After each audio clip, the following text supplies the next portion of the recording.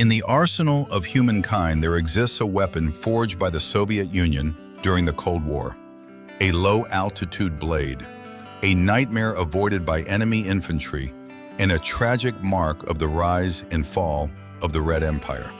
This is the Su-25 Frog attack aircraft, nicknamed the White-billed Duck.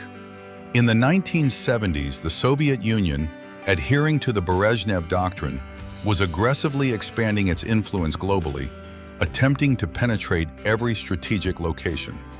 At that time, the U.S. military was deeply mired in the Vietnam War, its aircraft having short airtime and weak ground attack capabilities, making it difficult to meet the intensive combat needs of frontline troops. The Soviet military keenly recognized this predicament, understanding that in future local wars, dedicated close-in attack aircraft would become essential ground-based strike aircraft.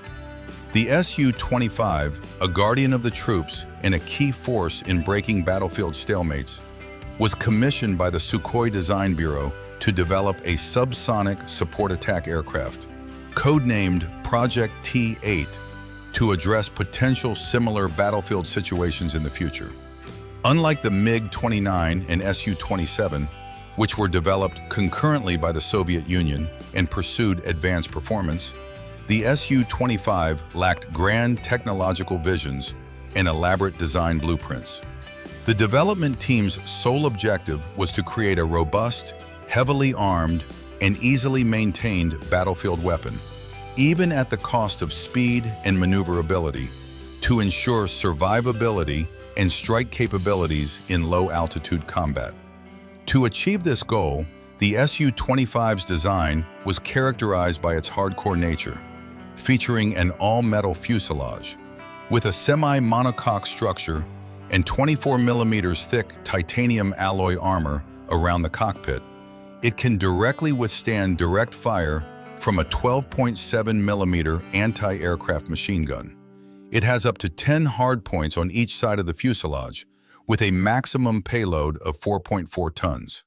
Besides a 30 millimeter twin-barreled cannon, it can carry various munitions, including aerial bombs, anti-tank missiles, and rockets.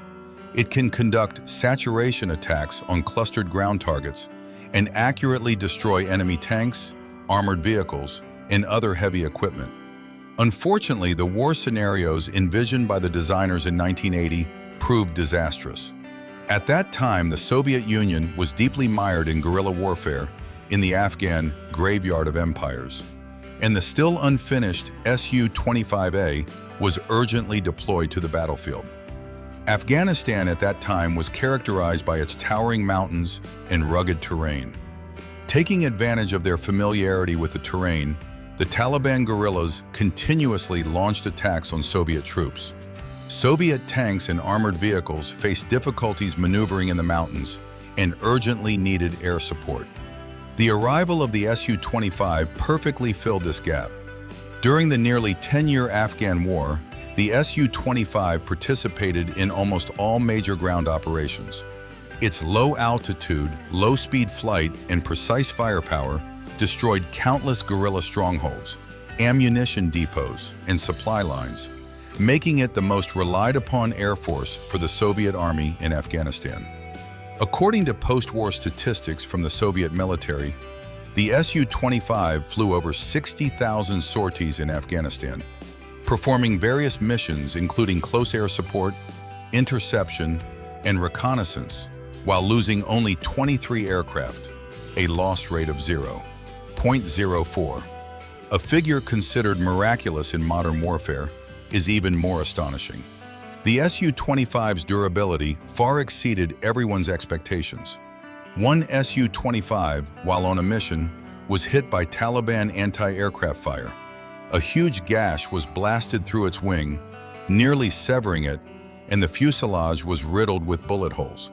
Miraculously, under the pilot's skill, the aircraft returned to base, underwent simple repairs, and was returned to the battlefield.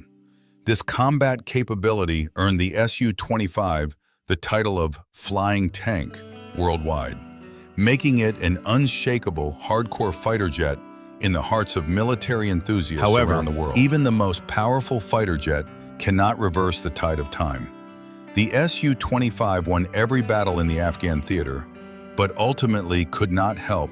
The Soviet Union's victory in this unjust war, coupled with the prolonged war's depletion of its already weakened economy, exacerbated internal conflicts and gradually eroded the foundations of the Red Empire.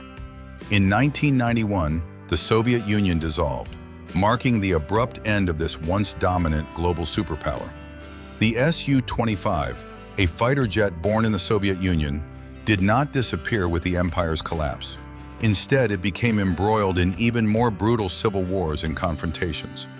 After the Soviet Union's dissolution, Russia, Ukraine, and other CIS countries inherited some Su-25 fighter jets, which subsequently became involved in a series of local conflicts. From the bloody massacres in the two Chechen wars to the current conflict between Russia and Ukraine, where brothers on the black soil of Russia and Ukraine are locked in conflict. Throughout history, the Su-25 has soared over battlefields, witnessing the vicissitudes and helplessness of a nation. Over the years, this fighter jet has undergone continuous iterations and upgrades, resulting in various models.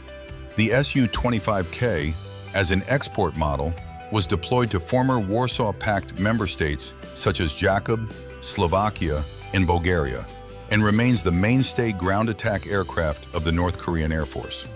The latest Su-25 SM-3, through the addition of advanced electronic equipment and satellite-guided weapons, is vastly superior to the mass-produced model in terms of situational awareness and strike efficiency.